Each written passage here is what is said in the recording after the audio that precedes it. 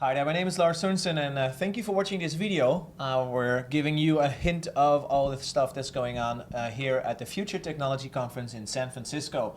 And we're going to talk to Professor Brian Wally from the Sheffield University. And we're going to talk about the developing active personal learning environments on smart mobile devices. Obviously we see a lot of more developed use of all those smart devices in our surroundings. So what gave you the idea or the angle to? Well, about 10 years ago, a group of us had the idea of using portable devices, which was then the iPad had just come out for use in the field.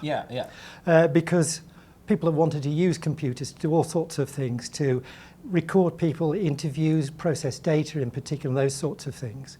And the iPad was just an ideal device for that. You could actually take portable, this with you could take it out yeah. and even analyse the data actually in the field or perhaps in the evening. So we've been developing that as a project in its own right, as well as informing people about how you can use them, what apps you can use for a whole range of things from geology, geography, biosciences, recording things in general. But it's gone on from there to be able to use these fieldwork activities as any out-of-classroom activity. An out-of-classroom could be in the library, on a park bench, in a cafe or something like that, interactive, and record what people are wanting to do.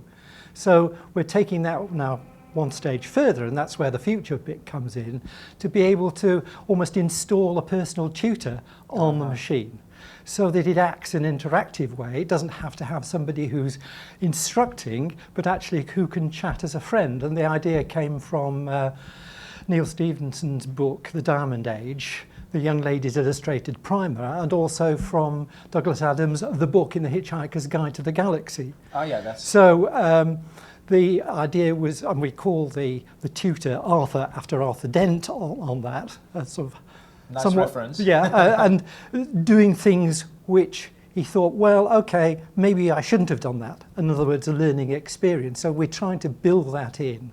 And at the moment, it's sort of pedagogic device rather than an actuality one. But we're developing the pedagogies to be able to exploit that, and people can exploit that. Sounds great. And then so I guess coming to the Future Technology Conference makes sense if you're finding these new ways of using the technology. Exactly, because it's the sort of things that we've been looking at are exemplified here. People are talking about AR, VR, machine learning techniques and a whole variety of other bits and pieces. So it's picking up ideas that people have already had and trying to say, okay, well, these are the things that we could actually use in our project and install in the device. So would these also be the reactions that you get? Because we have such a wide variety of people here, all these different backgrounds, yes. Obviously related to tech, but yeah. So would they be getting those reactions and those questions or this feedback? Well, I'm not sure in the same sort of way, because people are developing these things along their own line, artificial intelligence, what it happens to be. At the moment, we're actually looking for appropriate devices and bits of technique that could be used directly or perhaps indirectly associated with the capabilities of individual laptops. Well, not so much laptops as portable devices, which could anything from a watch as wearable technology to a transportable tablet. And then are the devices up to speed? Because we see all these developers, all these companies bringing out new devices every time. But the question obviously would be if it's as useful for the goal that you have. Well, we used the iPad because that was out first, and that was what we developed. But in the last 9 years of development of that, it's gone for something which in Steve Jobs' idea was basically a media device, consumption of video or whatever it happens to be. But it's now become so sophisticated, and the processor on it and the lifetime of the battery is good enough to be able to take out. You can do an enormous amount with it.